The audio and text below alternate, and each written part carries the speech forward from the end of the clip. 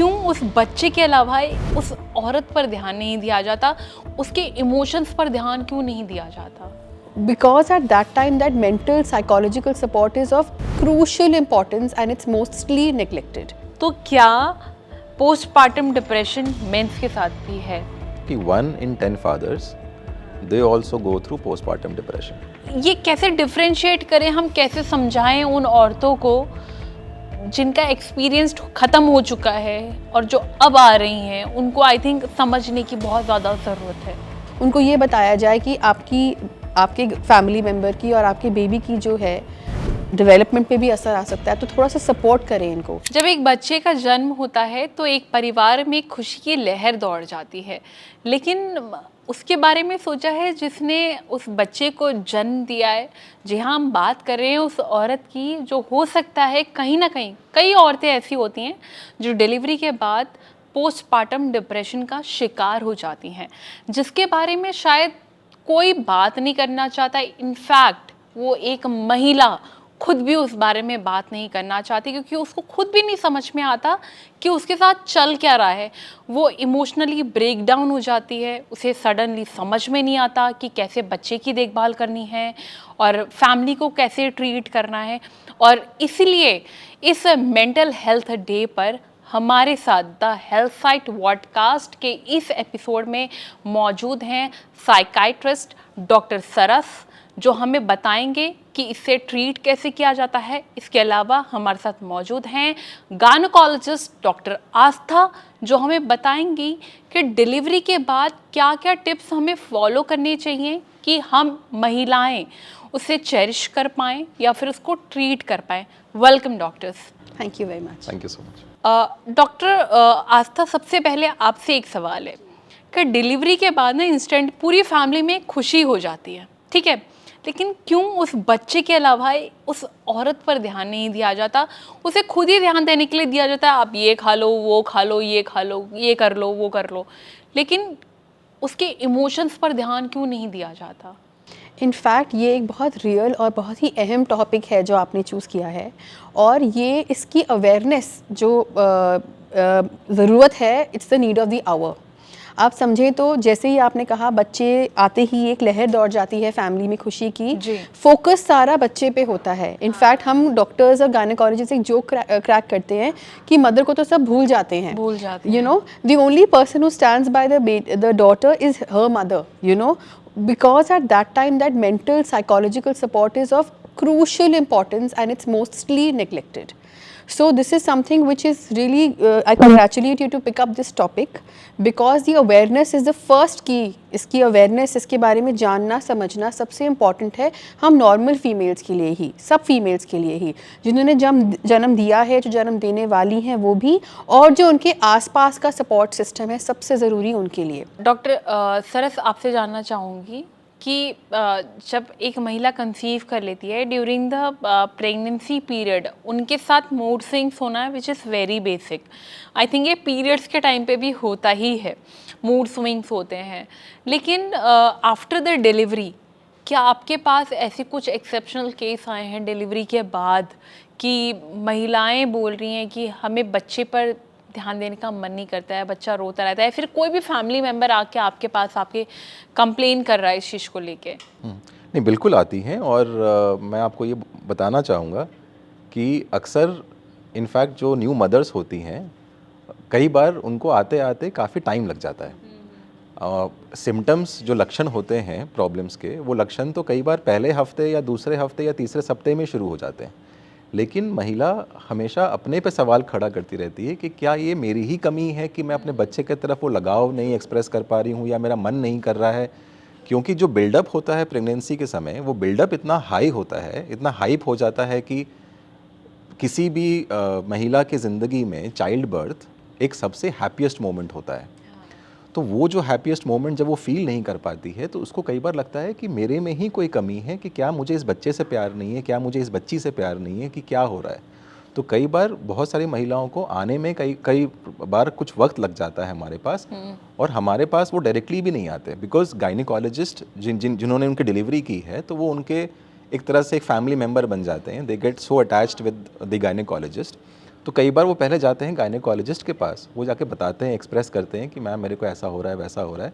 तो we often receive cases referred from gynaecologist, ठीक है। अच्छा, आते हैं कुछ लेडीज, कुछ मदर्स डायरेक्टली हमारे पास महिलाएं आते खुद हैं। आती हैं आपके हाँ, पास। लेकिन अक्सर देखा गया, अगर मैं परसेंटेज में बात करूं तो मेजॉरिटी गायनेकोलॉजिस्ट जो रेफ़र करते हैं केसेस वो हमारे पास आते हैं। अब जब वो आते हैं तो जो मोस्ट कॉमन जो एक सिम्टम होता है, जो मोस्ट कॉमन जो एक लक्षण जो मैंने देखा है पोस्टपार्टम डिप्रेशन में, वो है कि किसी चीज़ में बिल्कुल भी चाहत नहीं है। मतलब मुझे बच्चे को लेके इमोशंस छोटे, नहीं हाँ, है। बच्चे के छोटे छोटे मोमेंट्स जो मेरे लिए एक मैजिकल मोमेंट्स होने हाँ चाहिए, हाँ हाँ, तो वो कैप्चर मेरे करते को कुछ हैं। फील नहीं करने दे रहा है। मतलब मुझे कुछ फील ही नहीं हो रहा है। अच्छा। right? तो इट इज़ लाइक कि एक इमोशनल पैरालिसिस हो जाता है, ठीक है। मतलब जो जिसको बोलते हैं ना कि सर आप कैसे डिफरेंशिएट करोगे कि ये बेसिक बस एक टायर्डनेस और एक फटीग नहीं है, क्या ये डिप्रेशन क्यों है? तो एक जो फटीग होता है ना, वो एक इमोशनल पैरालिसिस नहीं क्रिएट करता है। Ability to feel love completely गायब हो जाती है। तो जो hopelessness, helplessness, lack of interest, lack of pleasure, sadness, वो इतना ज़्यादा प्रिवेल करता है कि अक्सर महिला को समझ में नहीं आता है, न्यू मदर को समझ में नहीं आता है कि ये सब हो क्यों रहा है। तो वो ऑब्ज़र्व करते हैं, कुछ टाइम देखते हैं, लेकिन फिर वो ऐसा नहीं है कि एक बादल छाया हुआ है और चला गया। तो जो फटीग होता है, जो एग्जॉशन होता है, आप उसको इमेजिन करो कि एक बादल की तरह है। वो आया और शायद 1-2 दिन में, 3 दिन में एक अच्छी नींद के बाद जा भी सकता है। लेकिन पोस्टपार्टम डिप्रेशन एक तूफ़ान की तरह होता है। वो आता है तो सिर्फ एक अच्छी नींद के साथ वो जाएगा नहीं, वो रहेगा, आपके साथ बैठेगा, वो आपके कानों में ना झूठी झूठी बातें बोलेगा, और जो न्यू मदर होती है ना, वो सारी बातों को वो सच मानना शुरू कर देती है, क्योंकि वो उनके नेचर में केयर होता है, उनके नेचर में एक एम्पैथी होता है। और मदर बनने के बाद तो ऐसे हार्मोन्स किक इन करते हैं कि वो एज अ पर्सन भी आपको चेंज कर देता है। डॉक्टर आस्था, मैं आपसे ये जानना चाहूँगी कि देखिए, आप बहुत सारे महिलाओं के बच्चों की डिलीवरी करवाती होंगी, है ना, ठीक है। लेकिन क्या कभी आफ्टर द डिलीवरी आपने कभी ऐसा एक्सेप्शनल केस देखा है जहाँ महिलाओं में अंदर इमोशन नहीं है उस चीज़ को लेके कि हाँ बच्चा पैदा हुआ है? मैं जेंडर वाइज नहीं बात कर रही हूँ। आई थिंक जेंडर वाइज बात करना हम कर सकते हैं, क्योंकि आज भी बहुत जगह पे जेंडर वाइजनेस होता है कि महिलाओं के अंदर emotions during the pregnancy time रहता है, लेकिन डिलीवरी के बाद जब पता चलता है कि हाँ ये हुआ है, तो इमोशंस कहीं ना कहीं डाउन हो जाते हैं। कहीं आपने ऐसा केस देखा है? इनफैक्ट मैं एक केस के बारे में बताना चाहूँगी जो इतना एक्सट्रीम था कि कुछ जूनियर डॉक्टर्स उसको देख के ऑलमोस्ट घबरा गए, डर गए, और उन्होंने हमें कॉल किया कि ऐसा क्या हो रहा है। तो ये थोड़ा सा इसमें जेंडर का रोल भी है। This was a woman and from a good family who had a third girl child, and she went into psychosis. Actually was very very extreme, so much so that she wanted to harm her child. And उनके बच्चे को उनसे हमने अलग कर दिया, nursery में उनको भेज दिया बच्चे को। एंड वो बोलती थी मेरा बच्चा कहाँ है, मुझे आप दिखाइए मेरा बेबी कहाँ है। And we would not want to show her the baby, so we would just take a tall in the thing and tell her कि हमारे पास है, because we were so scared to give her the baby, because we were clear that she will harm the baby.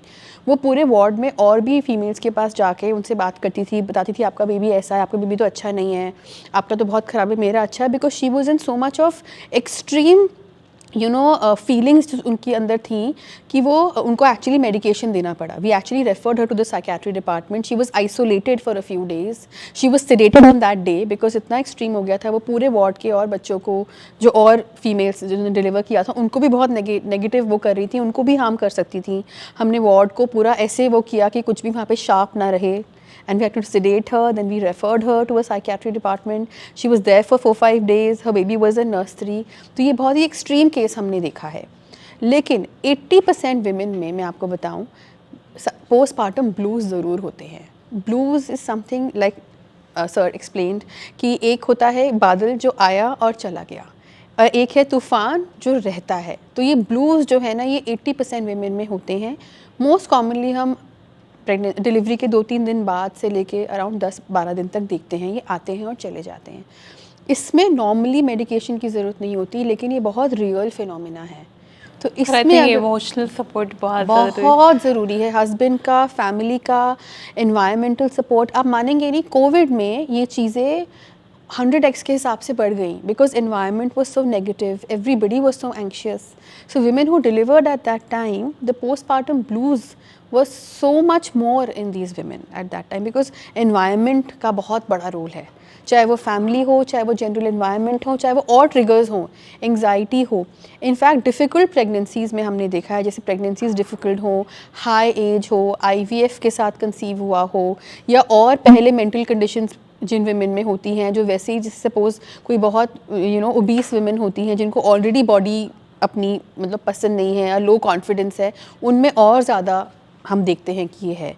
लेकिन हाँ, दोनों extremes बहुत देखे गए हैं. ज़्यादा एक्सट्रीम थोड़ा मैंने कम देखा है, but it's very very common. 80% women go through some form of postpartum blues, may not be depression every time. तो ये एक देखना समझना कि कब मेडिकेशन की ज़रूरत है और कब एक TLC कहते हैं इसको हम, टेंडर लविंग केयर, जो एक वुमन को चाहिए है, उसके लिए एसेंशियल है, और एक वुमन पे फोकस करना ये बहुत ज़रूरी है इस चीज़ के लिए. डॉक्टर, आपसे जानना चाहूँगी कि डिलीवरी के बाद एक इमोशनल सपोर्ट, एक लविंग केयर चीज़ें जो हैं एक महिला को चाहिए ही चाहिए होती, क्योंकि उस टाइम पे आई थिंक वो बहुत अकेली होती है और सारी केयर, सारी मतलब इमोशंस जो हैं उस टाइम पे वो सारी चली जाती हैं बच्चे पे.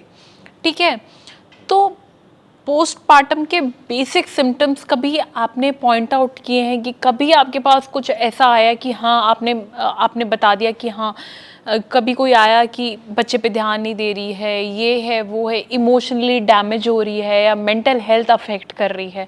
बेसिक सिम्टम्स हम पॉइंट आउट कर सकते हैं पोस्टपार्टम डिप्रेशन के.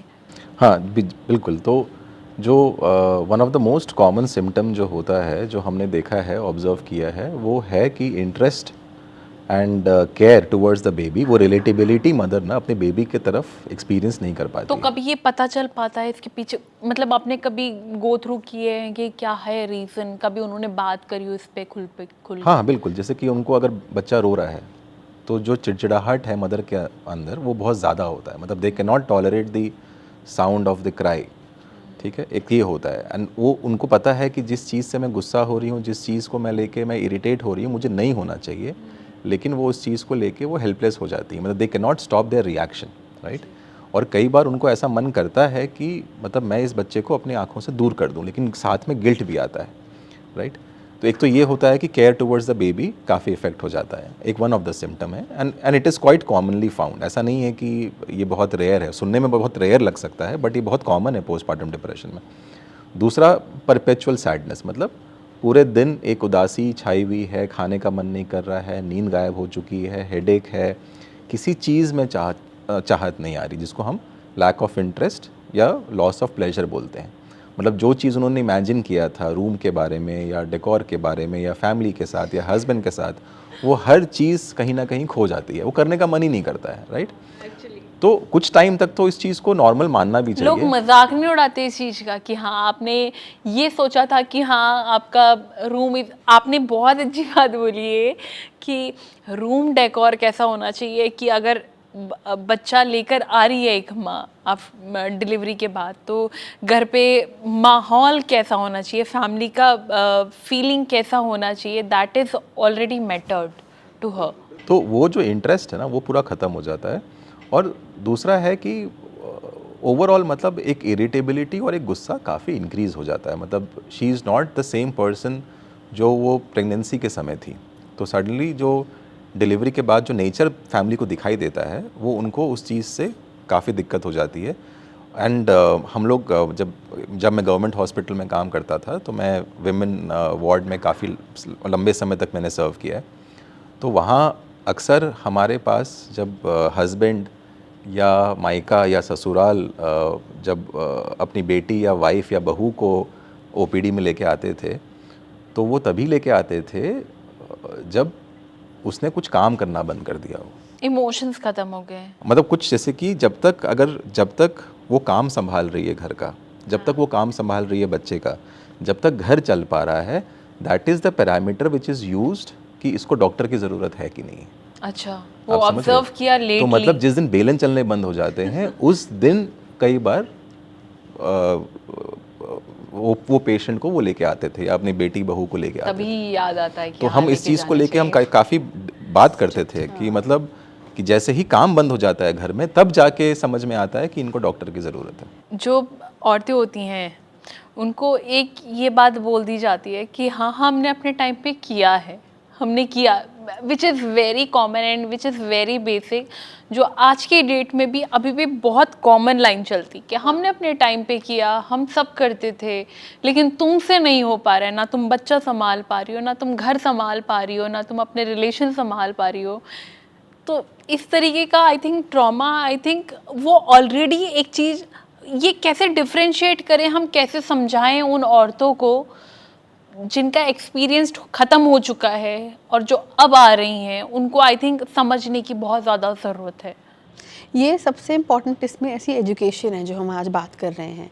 अगर उनको समझ आए इस बारे में कि काउंसलिंग हो, कि ये एक छोटा सा फेज़ है, इसमें आप उनको सपोर्ट करें तो आपकी फैमिली के लिए ही अच्छा है। और क्या प्रॉब्लम है ना, लॉन्ग टर्म में हमने ये भी देखा है कि अगर ऐसे एनवायरनमेंट में बेबी ग्रो कर रहा होता है ना, बेबी की कॉग्निटिव डेवलपमेंट, बेबी की भी जो अंडरस्टैंडिंग है, क्योंकि ये लॉन्ग टर्म चलती हैं फिर चीज़ें, जो आजकल की even best to best families में आप देखिए, सपोर्ट मिसिंग है, एम्पैथी मिसिंग है, क्योंकि ये अंडरस्टैंडिंग ही नहीं है। तो उनको ये बताया जाए कि आपके फैमिली मेम्बर की और आपके बेबी की जो है डेवलपमेंट पे भी असर आ सकता है, तो थोड़ा सा सपोर्ट करें इनको। और अगर वो बाहर वाला ये बोलता है ना, तो उनको समझ आती है। वेरी ऑफन मैं पूरी फैमिली को बुला लेती हूँ काउंसलिंग के लिए एक बार। आई टेल देम, उनको देखो डायरेक्टली नहीं बोल सकते, फिर वो हमारी पेशेंट पे आ जाता है, तो उनको इनडायरेक्टली बुला के समझाते हैं कि इनको सपोर्ट करिए, जो भी ये कह रही हैं इसको पर्सनली मत लीजिए, बिकॉज ये नॉर्मल है और ये ठीक हो जाएंगी। She is not saying it, it's her hormones which are talking. तो be patient with her and stay by her. ये हमें बहुत ऑफन काउंसिल करना पड़ता है। तो मैं मैम के पॉइंट में एक चीज़ ऐड करना चाहता हूँ कि it is very important to know कि ये जो चीज़ है पोस्टपार्टम डिप्रेशन, ये मेडिकल है। ये बात मॉरल या कैरेक्टर या इंटेंशन की नहीं है, ये मेडिकल है। As ma'am would elaborate on that maybe, कि जो हार्मोनल टर्बुलेंस होता है ना, एकदम से प्रेगनेंसी के पहले हार्मोन्स पीक पे जाते हैं, जब डिलीवरी हो जाती है तो एकदम से हार्मोन्स नीचे आते हैं। तो बहुत सारे ऐसे रिसर्च इनफैक्ट इसमें चलने शुरू हो चुके हैं कि अगर हम एंटी डिप्रेसेंट अगर हम नहीं दे सकते हैं मेडिसिन में, या अगर हम देना अवॉइड कर सकते हैं, बिकॉज बहुत सारे एंटी डिप्रेसेंट ऐसे होते हैं जो हम दे भी सकते हैं हाँ, और नहीं भी दे मैं यही सकते। पूछना चाह रही थी कि एंटी डिप्रेसेंट एक्चुअली में वर्क करते हैं, और क्या अगर करते हैं तो क्या इसके साइड इफ़ेक्ट्स भी हमें मेजर करने चाहिए? नहीं, बहुत ही इंपॉर्टेंट क्वेश्चन है ये। और एंटी डिप्रेसेंट मैजिकली काम करते हैं, और बहुत सारे मेडिसिन ऐसे हैं जो कि डिक्लेयर्ड हैं कि प्रेगनेंसी के पहले भी, मतलब जब प्रेग्नेंट है लेडी और जब वो मदर बन चुकी हैं, तो वाइल ब्रेस्ट फीडिंग ऑल्सो वो एंटी डिप्रेसेंट सेफ है। But then it has to be advised by a person, जो उनको जिनके पास ये रिसर्च जो स्टेटिस्टिक्स है, डाटा है, उसके पास वो हो। तो साइकाइट्रिस्ट हम लोग इस चीज़ के लिए ट्रेंड हैं कि कौन सा एंटी डिप्रेसेंट हम दे सकते हैं इनिशियली, हमें कौन सी दवाई स्टार्ट करनी है, अगर सिम्टम्स बहुत सिवियर हैं तो किस मेडिसिन पे जाना है। तो उस तरह से इट्स वेरी इंपॉर्टेंट। और हमेशा हम लोग बोलते हैं रिस्क और बेनिफिट का एनालिसिस आप कर लीजिए, कि मेडिसिन नहीं खाने से ज़्यादा रिस्क है, मेडिसिन खाने से ज़्यादा बेनिफिट है। तो आपको वो भी चीज़ एनालाइज करनी होती है, बिकॉज बच्चे को एक इमोशनली काम और रेजिलेंट मदर ज़्यादा प्रोवाइड करेगी, ना कि एक डिप्रेस्ड मदर, राइट। तो it's all about being, this postpartum depression is medical, it's not moral. तो डिलीवरी के बाद दोनों से ही क्वेश्चन रहेगा कि मतलब आप दोनों के पास कभी इस तरीके के पेशेंट आए जिन्होंने अपने सिम्टम्स बताए पोस्टपार्टम डिप्रेशन के, तो आपकी तरफ से एज अ गायनेकोलॉजिस्ट क्या सिम्टम्स आप लोगों ने मेजर किए, और एज अ साइकाइट्रिस्ट आपने क्या मेजर किए पोस्टपार्टम डिप्रेशन के सिम्टम्स? तो हमने जो सबसे पहले देखा वो थोड़ा सा एक डिस्कनेक्ट, जैसे उनको अपने एनवायरनमेंट में कुछ भी अच्छा नहीं लग रहा, इसको हम एनिडोनिया कहते हैं। बट ऐसे कि मुझे कुछ अच्छा नहीं लग रहा, मुझे बेबी का भी केयर करना अच्छा नहीं लग रहा, वेदर इज गर्ल और बॉय, वेदर इट्स गर्ल और boy, it's very normal. In fact first pregnancies में ज़्यादा कॉमनली हम देखते हैं पोस्टपार्टम ब्लूज एंड डिप्रेशन, जो होल स्पेक्ट्रम है, जो इतना लंबा स्पेक्ट्रम है। तो डिस्कनेक्ट अपनी रियलिटी से, कोई भी कुछ कह दे तो, बिकॉज इमोशनल वल्नरेबिलिटी होती है कि हल्का सा भी किसी ने कुछ कह दिया तो एकदम उस पर रिएक्शन आता है या फिर समझ नहीं आता है और उस पर एकदम ओवरवेलमिंग रिस्पॉन्स आता है। बट फीमेल को नहीं पता कि वो, but she is like that, she is very very ऐसा लगता है वल्नरेबल। कि how to she take care of the child, how she take care of the child. और उस टाइम क्या होता है, baby is the prime, baby is the centre, तो उनको लगता है बेबी का भी टेक केयर नहीं करिए तो रोती रहती है, तो अपने में ही रहती है, तो किसी से बात भी नहीं करना चाहती, हम कैसे करें या हम क्या करें, या फिर वो ब्लेम वाली स्टोरी होती है उस टाइम पे। और फीमेल को भी नहीं पता होता क्या हो रहा है, प्लस उनको एग्जॉशन है, जो डिलीवरी है वो इतनी ओवरवेलमिंग चीज़ अपने आप में है, चाहे नॉर्मल हुई हो, सिजेरियन है या नॉर्मल है, डिलीवरी के बाद रिकवरी में टाइम लग रहा है, तो एक तरफ बॉडी रिकवर कर रही है, एक तरफ स्लीप डेप्रिवेशन है, फीडिंग, अच्छा इवन ब्रेस्ट फीडिंग से पेशेंट्स जो होते हैं बहुत स्ट्रगल करते हैं शुरू के डेज़ में, तो वो भी एक गिल्ट है, एक प्रेशर है, हो नहीं रही, प्रेशर है, कभी काउंसलिंग कर रहे हैं उसके लिए, कभी अच्छा अलग अलग लोग अपने अपने इनपुट्स देते हैं, स्पेशली जो आपके आसपास की फीमेल्स होती हैं, तुम ऐसे कर लो, तुम वैसे कर लो, वैसे कर लो, तो what happens is the female is very overwhelmed, इतने ओपिनियंस, इतनी सारी चीज़ें, खुद की बॉडी साथ नहीं दे रही, रिकवर नहीं कर रही, नींद नहीं पूरी है, बेबी पूरे time is crying. In fact even ये हम बहुत सजेस्ट करते हैं हस्बैंड्स को कि आप थोड़ा सा कंट्रीब्यूट करें, because the way the husband can contribute, family भी करती है, लेकिन वो जो एक बॉन्ड है, वो चाहे इतना बोलें कि तुम 4-5 hours you sleep, I will take care of the baby, that compassion, that empathy and that contribution ना फीमेल को इमोशनली बहुत सपोर्ट करता है। मैं आपसे जानना चाहूँगी कि क्या ये सिम्टम्स के अलावा कोई ऐसे अलग सिम्टम्स केसेस आपके पास आए हैं? नहीं तो डिप्रेशन से मैम ने पहले बताया था कि डिप्रेशन तो एक सैडनेस वाली जो चीज़ होती है, ब्रॉड स्पेक्ट्रम में एक सैडनेस है, डिस्कनेक्ट है, नमनेस है, इमोशनल पैरालिसिस है। लेकिन डिप्रेशन के अलावा जैसे कि साइकोसिस एक चीज़ होती है जिसमें अजीब सा भ्रम होना, अजीब सा भास होना कि ये मेरा बच्चा नहीं है, राइट, या आवाज़ें सुनाई देना, राइट, या कुछ अजीब सी हरकतें करना शुरू कर देना, खूब ज़्यादा हंसना, राइट, कोई भी सीरियस बात हो रही है उसमें उसका सीरियसनेस नहीं समझ पाना, तो रियलिटी से बिल्कुल पेशेंट डिस्कनेक्ट हो जाता है, तो उसको हम साइकोसिस टर्म की तरह यूज़ करते हैं। तो वो पोस्टपार्टम साइकोसिस भी बहुत कॉमन है। तो यहाँ आप डिप्रेशन के बहाने मैं थोड़ा इसको हाईलाइट करना चाहूँगा कि पोस्टपार्टम साइकोसिस बहुत कॉमन है, जिसमें हमें फिर कॉल्स आते हैं वार्ड से, फिर हम जाते हैं देखने पेशेंट को, और फिर इमीडिएटली उसमें तो लाइट से लाइट मेडिसिन भी जब हम देते हैं तो ड्रास्टिक इम्पैक्ट आ जाता है। मतलब यहाँ मैं आपसे जानना चाहूँगी कि कितना खतरनाक और कितना हार्मफुल है एक महिला और एक न्यूबॉर्न बेबी के लिए। क्या ये बहुत ज़्यादा हार्मफुल है कि मतलब कि डेथ तक बात आ जाती है? सबसे पहले जैसे ही हमें ये मालूम पड़ता है, जैसे कि मैम ने बताया कि जैसे ही मालूम पड़ता है कि पेशेंट साइकोसिस में है, तो the first step that we take कि बच्चा उनसे दूर करना बहुत ज़रूरी है, क्योंकि उनको नहीं समझ में आएगा कि वो बच्चा है, खिलौना है, मेरा है, किसी और का है। तो रियलिटी से, जैसे कि मैंने बताया, रियलिटी से वो डिस्कनेक्ट हो जाता है पर्सन। तो इसलिए सबसे पहले बच्चे को दूर करना बहुत ज़रूरी है till the time the mother is stable, जब तक वो उस बीमारी या उस एपिसोड से बाहर नहीं आ जाती, राइट। और ऐसा हुआ है, मतलब मुझे पेशेंट ने आके सामने से बताया है कि सर मैं उस मोमेंट तक चली गई थी जहाँ बालकनी में खड़े होकर मैं बस ये सोच रही थी कि पहले बच्चे को गिराऊं और फिर मैं कूद जाऊं, ठीक है। लेकिन समहाउ वो उसको रियलिटी किक इन कर गया कि नहीं, ये नहीं कर सकते, और शायद उसने ये बात घर पे किसी को बोल दी, और बहुत लाइटली बोली, ऐसा भी नहीं बोला कि बहुत सीरियसली बोला, लाइटली बोल दिया, और फिर शायद हस्बैंड में वो अवेयरनेस आ गया कि नहीं ये नॉर्मल नहीं है। कई बार मदर गई है बच्चे को नहाने, और नहाते समय बाथरूम में छोड़ दिया, और जब वो बाहर आई थी कोई सामान लेने, वो भूल गई कि बच्चा बाथरूम में नहाने के लिए मैं छोड़ के आई हूँ। कई बार वो जोन आउट कर जाते हैं। तो ये सब चीज़ें ना सुनने में बड़े अजीब लग रही हैं, क्योंकि ये मेडिकल है और इस बारे में कोई बात ही नहीं करना चाहता एक्चुअली। बट मैं एक चीज़ बताना चाहूँगी, बात नहीं करते, लेकिन आप देखिए हमारे स्पेशली इंडिया में इतना है कि फ़र्स्ट 40 डेज सपोर्ट करो, एक कोई हो सपोर्ट साथ में, तो ये चलती चली आ रही हैं चीज़ें। These are known facts, address उनको हम तरीके से कर रहे हैं कि नहीं, वो एक आज का डिस्कशन है। लेकिन क्यों हम एक फ़ीमेल को एक सपोर्ट सिस्टम देते हैं, फर्स्ट कहते हैं ना, फर्स्ट 40 डेज़ 42 डेज़ में से हम पेरीपार्टम पीरियड कहते हैं 6 वीक्स, इसमें आप एक सपोर्ट करिए मदर को, साथ में कोई रहे, साथ में बेबी का कोई केयर करे, बिकॉज ये चीज़ें किसी ने समझी नहीं, लेकिन सबको फैक्ट्स की तरह पता है। तो इसीलिए अगर हम इसको एक स्टेप और लेके, जैसे सर ने समझाया, हम बात कर रहे हैं कि एक हस्बैंड का सपोर्ट, उसकी अगर उस टाइम हस्बैंड की अंडरस्टैंडिंग नहीं आती और वो उसको गुस्सा करने लग जाता कि तुम क्या कर रही हो, may be she would have thrown the child, because ये केसेस भी हमने सुने हैं कि बच्चे को फेंक दिया, बालकनी से फेंक दिया. Of course we have seen these cases. You have seen the cases. Of course, it's of course. These are there in the media also कि because there were extreme cases. कई लोग की पहले से, अच्छा ये भी होता है कि पहले से डिप्रेशन की मेडिसिन पे हैं ऑलरेडी. आज की परसेंटेज में मेंटल हेल्थ की बहुत ज़्यादा है नॉर्मल लोगों में.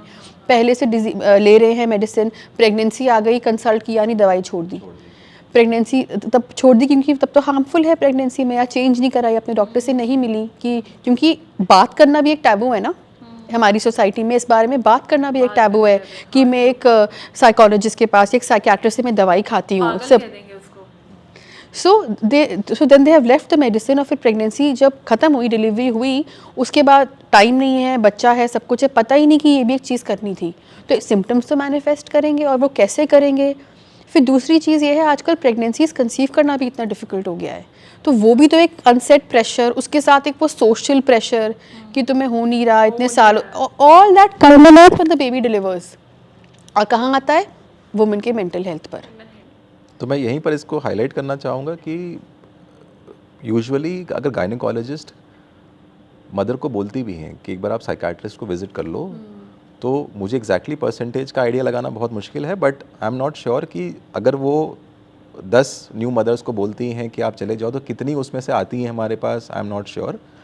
लेकिन सबसे पहला जो चीज़ हमें ड्रॉप करना पड़ेगा, वो मदर्स को ही अपना ड्रॉप करना पड़ेगा, इसकी साइकियाट्रिस्ट के पास जाने का मतलब ये नहीं हुआ कि वो दवाई लिख देंगे.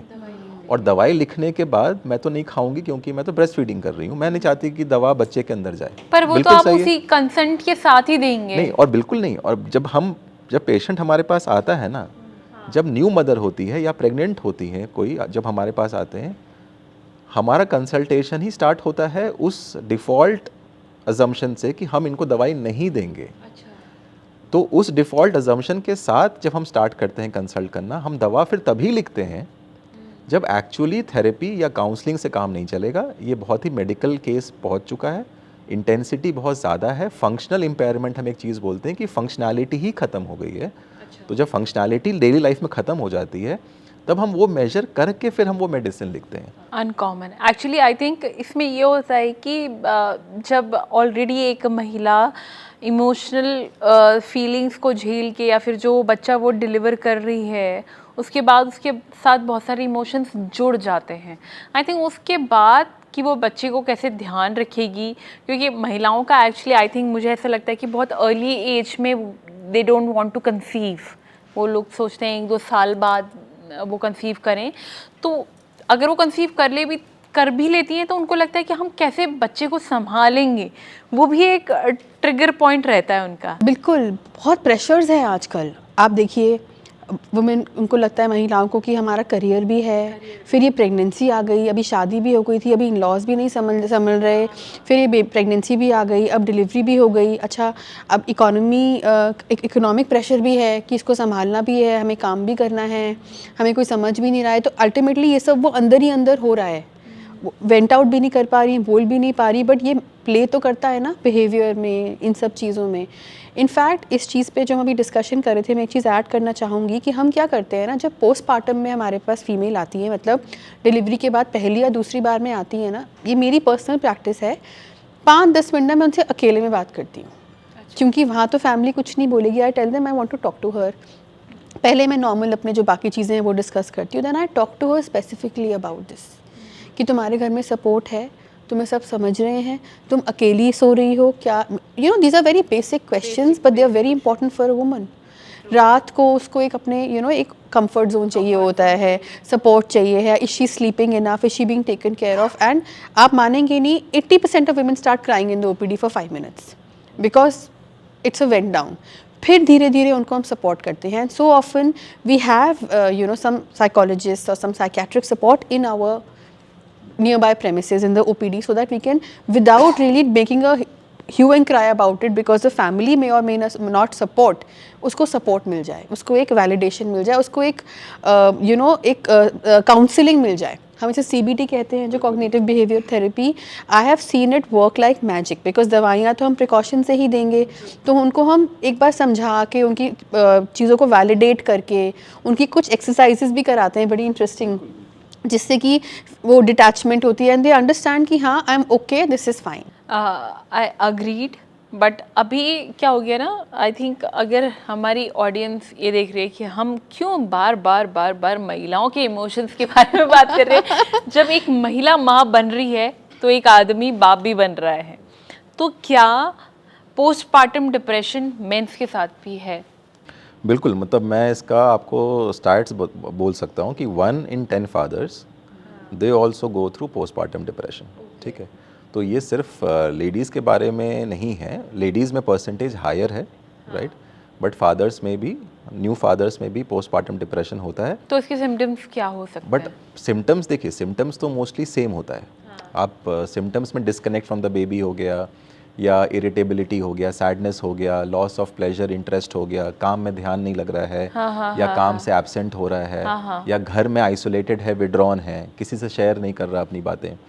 तो लेकिन बस मेन मेंटल हेल्थ के साथ जो प्रॉब्लम है ना, वो मतलब बस न्यू फादर के बाद नहीं है, ओवरऑल जो मेन मेंटल हेल्थ की जो प्रॉब्लम है, एस्केपिज्म बहुत हाई है। ठीक है, मतलब उनके पास जो तौर तरीके हैं ना अपने आप को मैनेज करने का, अपने इमोशंस को एस्केप करने का, वो बहुत ज़्यादा है। ठीक है, अब ड्रिंकिंग हाई हो सकता है। मैंने अक्सर देखा है कि जब प्रेगनेंसी प्लान हो रहा था तो father was very like careful about his health, drinking वगैरह सब स्टॉप था, स्मोकिंग सब स्टॉप था, क्योंकि मतलब आजकल people are also going for IVF, तो उस समय हेल्थ का बहुत स्पेशल ध्यान रखना पड़ता है, राइट।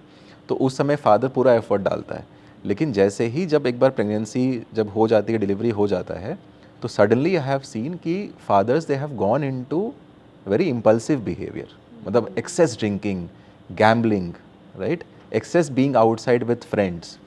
पर ऐसा नहीं है कि हस्बैंड और वाइफ के बीच में इमोशनली सपोर्ट और इमोशनली कनेक्शन कहीं ना कहीं डैमेज हो जाता है बिकॉज ऑफ द बेबी? बिल्कुल नहीं, बिकॉज ऑफ द बेबी मैं नहीं बोलना चाहूँगा। ठीक है, बिकॉज देन फिर यहाँ हम उसको हम क्योंकि प्रायोरिटीज चेंज हो जाती हैं। मैं नहीं, ब्लेम नहीं कर रही बेबी को, हाँ, लेकिन पर तो प्रायोरिटी चेंज हो जाती है दिस इज हमारी। Always a part of our prepartum counselling. जब एंटीनेटल काउंसलिंग हम करते हैं ना, उसमें हम हमेशा बोलते हैं कि when baby comes out, when baby is there, do not make everything about the baby. आप हमेशा याद रखिए कि रिलेशनशिप पहले आप लोगों की स्टार्ट हुई थी। ठीक है, बच्चा should be the second priority, the first priority should be each other. पर इसका ऑपोजिट होता है हमेशा। हो जाता है, क्योंकि इसके बारे में हम बात नहीं करते, राइट। और फादर को भी ऐसा लगता है कि मदर बिजी है, और मदर को भी लगता है चलो फादर को स्पेस दे दूं, मदर की इम्पोर्टेंस चेंज हो और जब जाती फादर है। घर आता है अगर तो वो बच्चे पे ध्यान देना शुरू कर देता है, तो प्रायोरिटी ही पूरी चेंज हो जाती है, डिस्कनेक्ट हो जाता है, और father then finds his escape outside of the house. Which is smoking और अल्कोहल वो है। कुछ भी हो सकता है, वो कुछ आपका भी। सब्सटेंस हो सकता है, बिहेवियरल प्रॉब्लम हो सकता है, दोस्तों के साथ रहना हो सकता है, काम हो सकता है, इतना एक्सेसिव काम करना शुरू कर सकता है बंदा। तो डेफिनेटली फादर्स में भी होता है, बट हाईलाइट नहीं हो पाता है बिकॉज एक तो men they have problem in acceptance also, मतलब they don't want to sound weak, they don't want to, because now तो he has become a father, no, now तो he has to project an image of being the protector of the family. तो अब वो society ने वैसी image दे दी है father को, तो फादर कैसे एक्सेप्ट करेगा?